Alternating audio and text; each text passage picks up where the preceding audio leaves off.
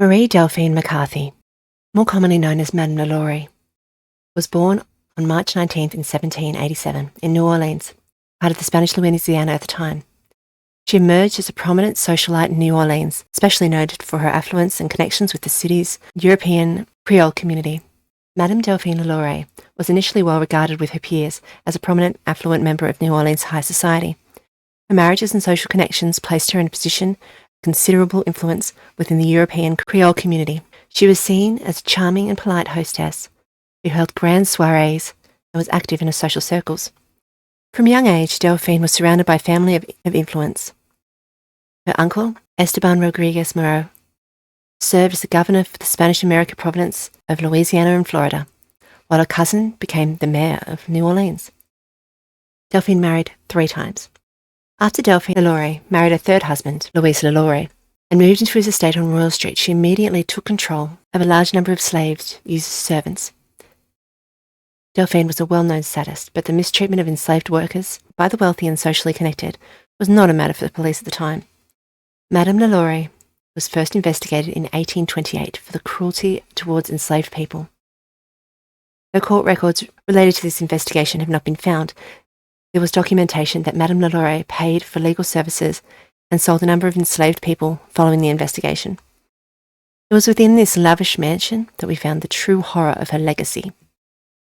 In 1834, a fire broke out in the LaLaurie mansion, leading to a horrific discovery. The rescuers found a slave woman chained to the kitchen who admitted to deliberately setting the blaze. She felt it was worth the risk of dying in a fire to escape further torture at the hands of Madame LaLaurie, the lady of the house. The police discovered bound, tortured, and mutilated enslaved individuals in the attic. 7 slaves were rescued from the deplorable conditions, their bodies covered with scars and loaded with chains. They were taken out in stretchers and delivered to safety, while a mob proceeded to destroy the furnishings of the home in outrage.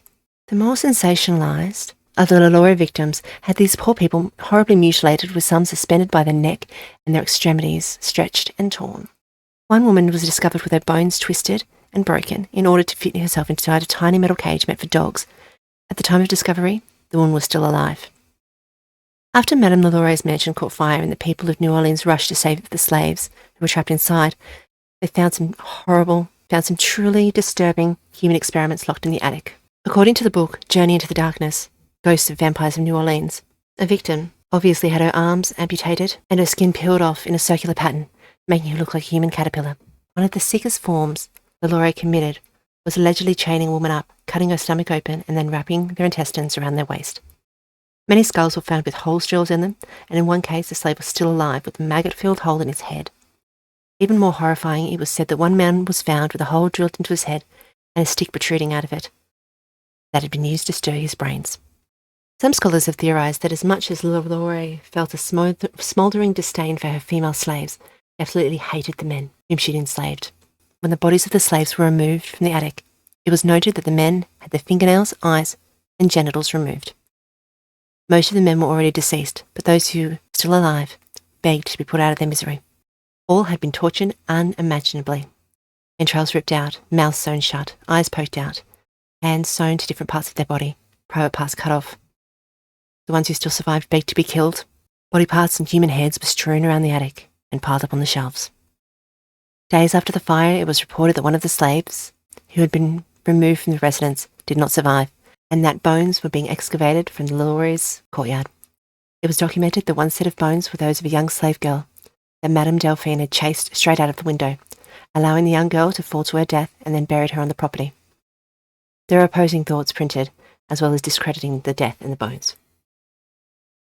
The gruesome findings shocked and enraged the community, forever altering the public's perception of the once esteemed Madame LaLaurie, and the outraged mob ransacked their homes, but she managed to escape to France, where she lived out the remainder of her life.